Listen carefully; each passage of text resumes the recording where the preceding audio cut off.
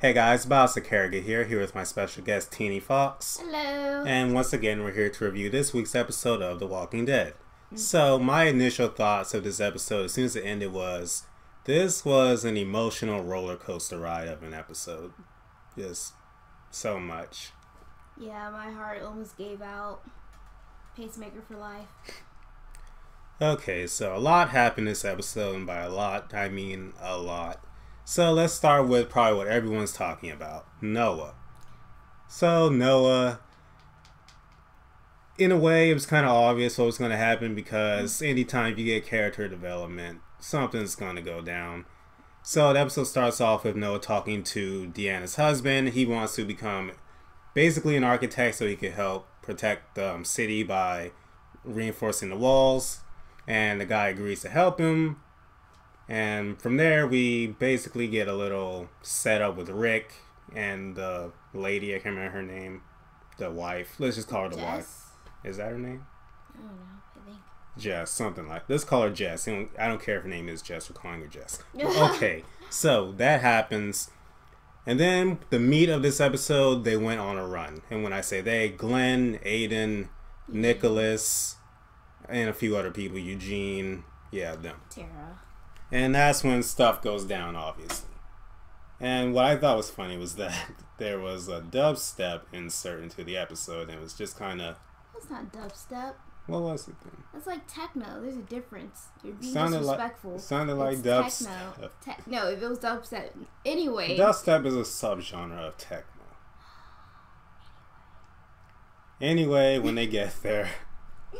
Basically, everything's going good, and then Aiden comes across this armored zombie. And the armored zombie, he shoots it, it's not working, of course, because he's armored. And I was thinking the whole time, okay, wait till he gets close, get a knife, stab him up under the thing.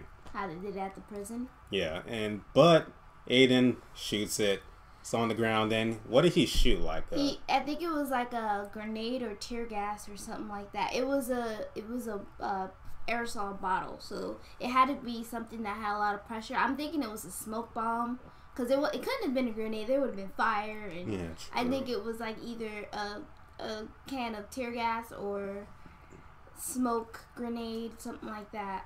Well, whatever it was, it combusted, and I can't remember the girl's name, but she got took out of commission.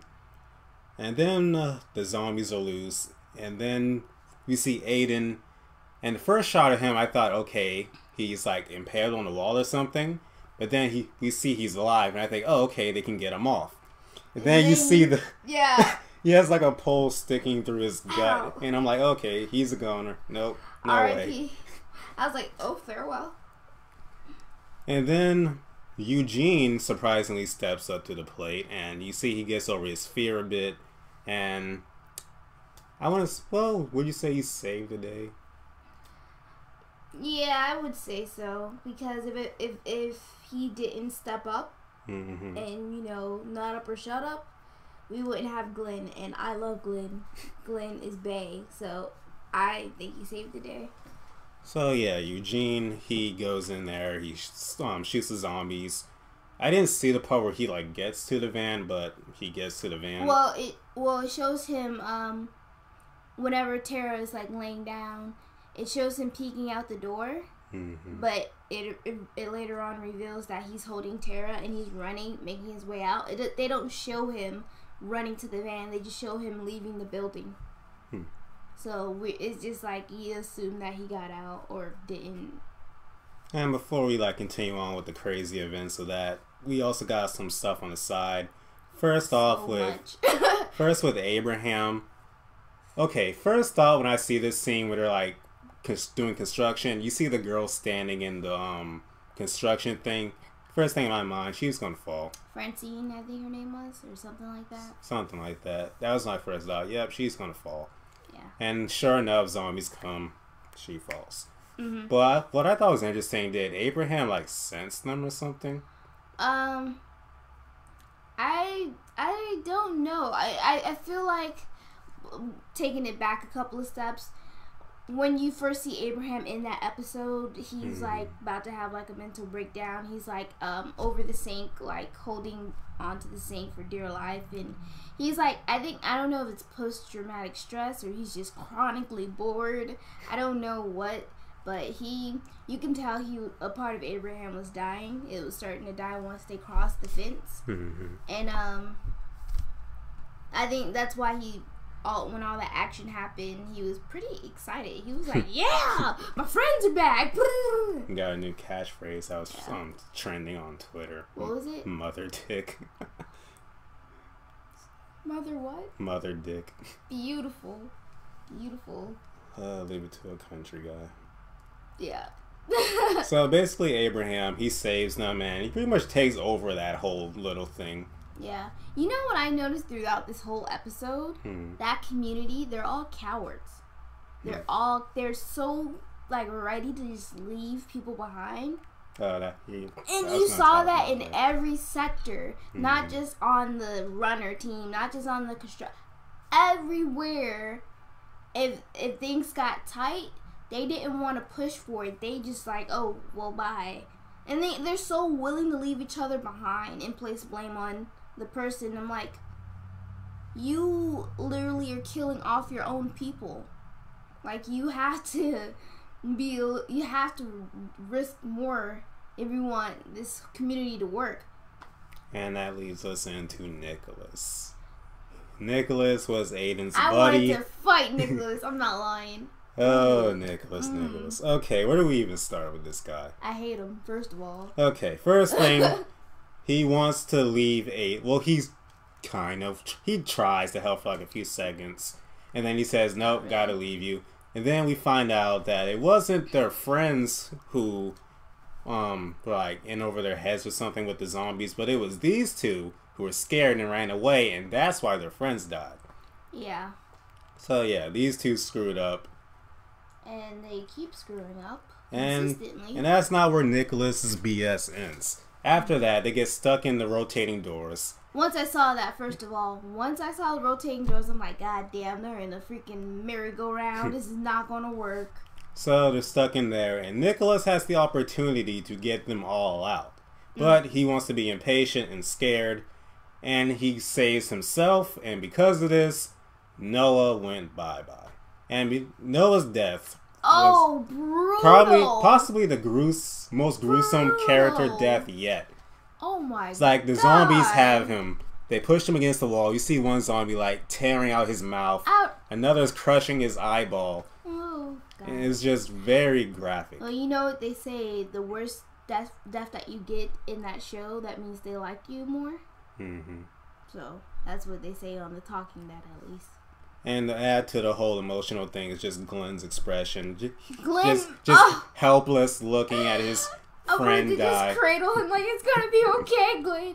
I was so sad. I almost cried with him because Glenn's never lost any. Like, he's never really seen anyone die in front of him that way. True. Like they said on the Talking Dead, Glenn's never witnessed someone die on his behalf in front of him. So that's probably why he was so terrified, because he's always been the savior. True. So, Nicholas, once again, Eugene's got the car. He's driving away. He's luring the zombies away with the horn.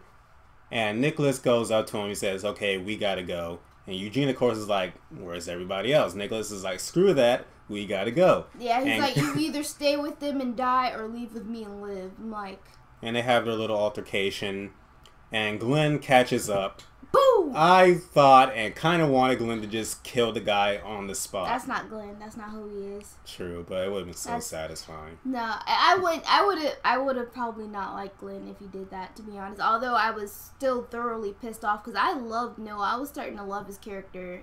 His character was so different and kind of pure. It kind of reminded me of Beth, like how that, you know, innocent kind of feeling to him, and he was so young, so it was like that. It kind of just gave me a reminder of Beth and how what she added to the whole show, and then seeing another young person that's so naive kind of get killed off in that way kind of pissed me off. And they're like both around our age group, so it's like we're all dead.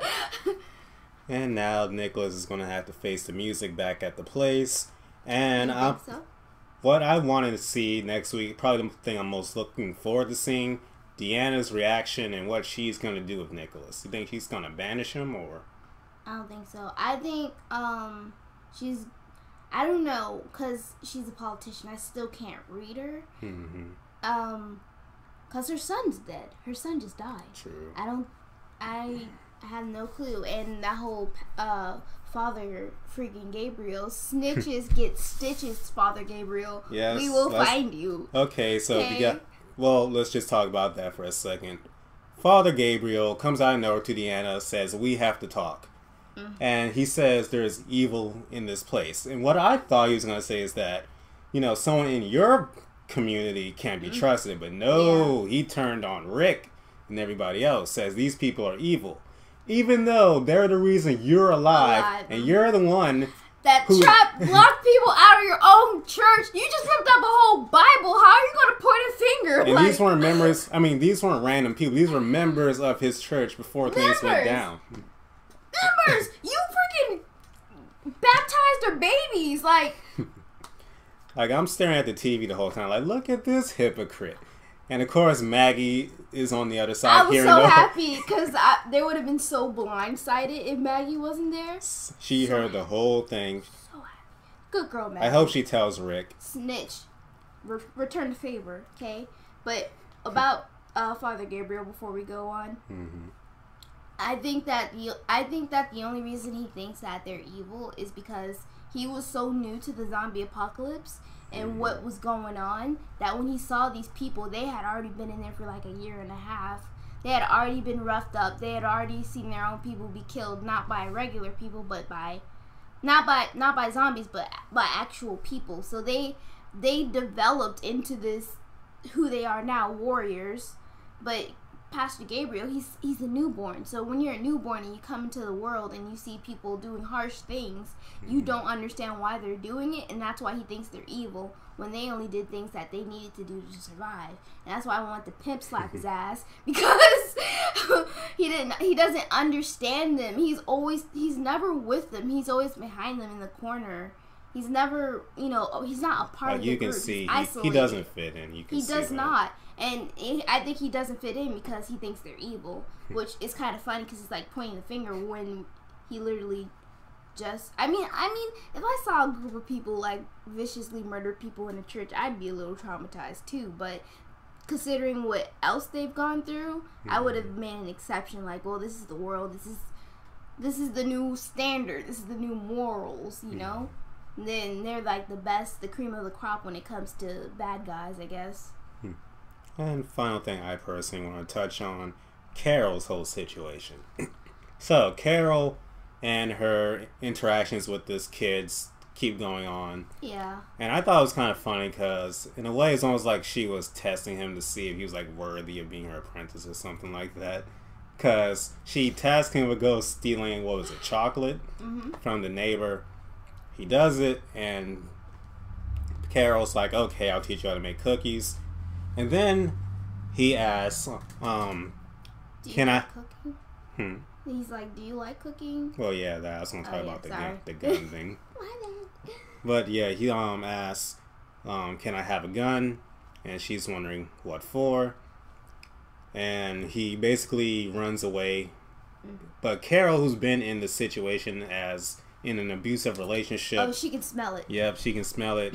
She goes up to the door, sees the guy. I think he had like beer in his hand or something. Yeah, he was, because earlier that day he was talking to Rick like, you should bring your kids in for a checkup. I'm like, no.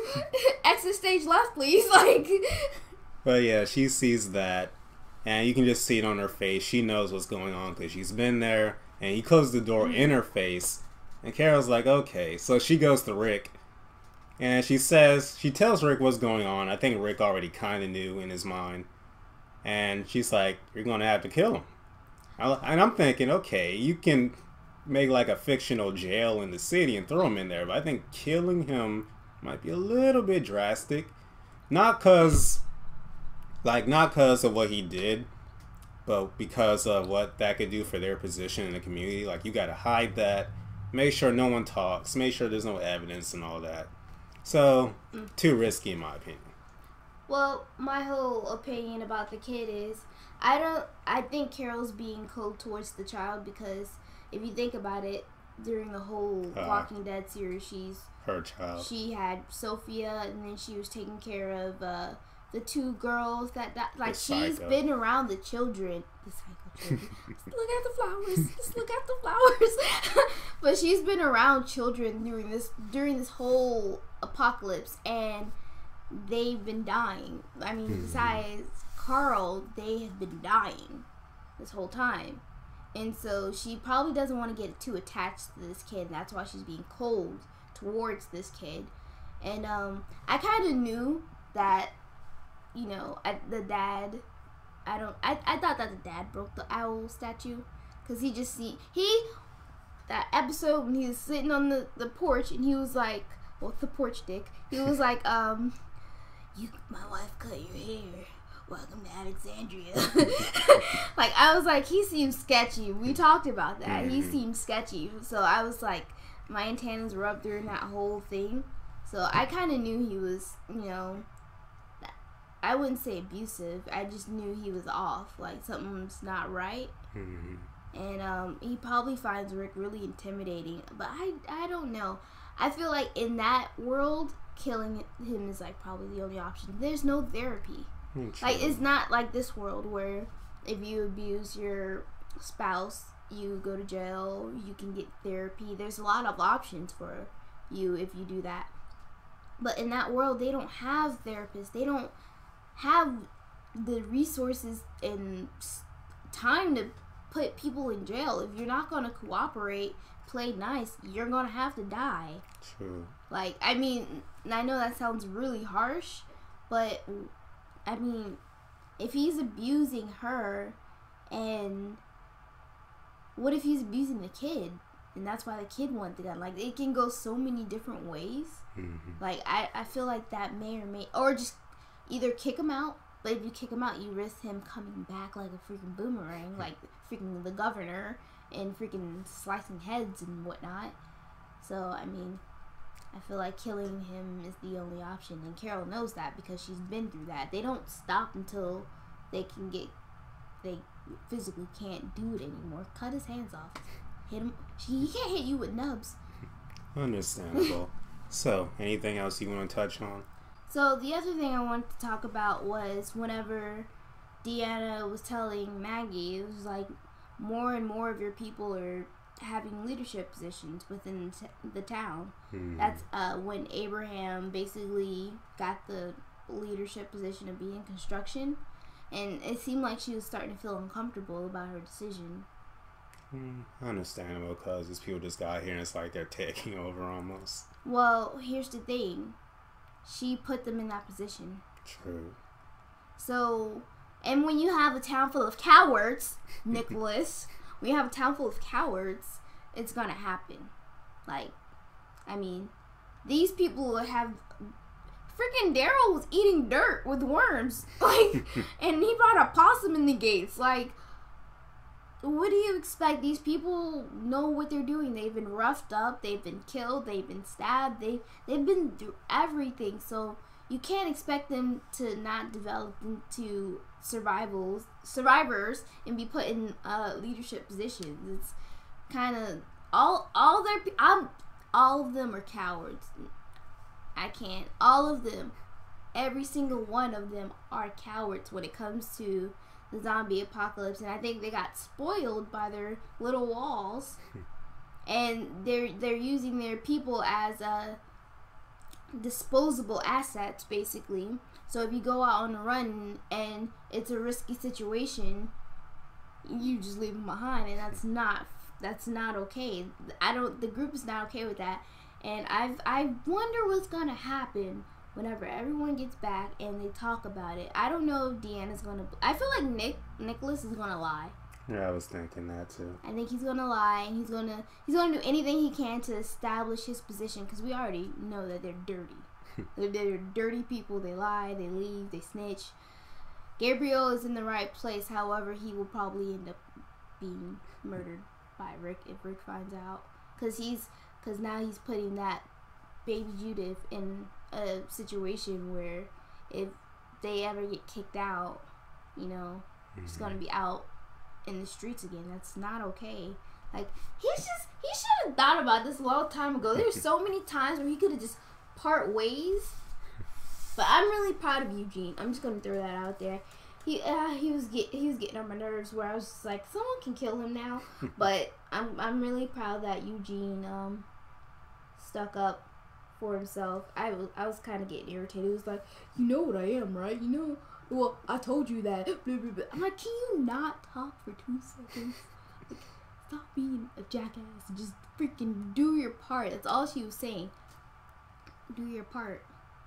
Okay, so 2 episodes left. I can't wait to see how this season ends. I think stuff is going to go down. And I'm expecting at least 1 more character death. Maybe not Rick's group, but someone major in the city. I'm gonna call it. I think the abusive husband. Yeah, I think Carol's gonna bake some special cookies. Okay, Carol's gonna bake some flower shaped cookies and send it over their way, because Carol does not play that, not anymore. But we shall have to see. So once again, thank you to my special guest TeenyFox. You guys can go subscribe to her channel in the description. She makes gameplay videos and vlogs, which are pretty funny. Really? Yes. Anyways, see you guys hopefully next week. Thank you guys so much for watching and have a great day.